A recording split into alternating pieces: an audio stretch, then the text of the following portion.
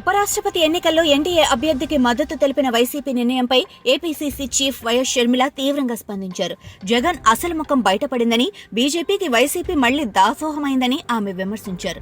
షర్మిల ట్వీట్లో మాట్లాడుతూ అవినీతి కేసుల భయంతో జగన్ మరోసారి మోడీకి శరణు వెళ్లారని అన్నారు.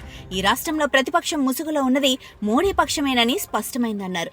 వైసీపీ, బీజేపీ బీ టీం అన్న విషయం మళ్లీ రుజువైందని వ్యాఖ్యానించారు. అదేవిధంగా చంద్రబాబు, జగన్, పవన్ ముగ్గురు కూడా బీజేపీ తొత్తులేనని ఆరోపించారు.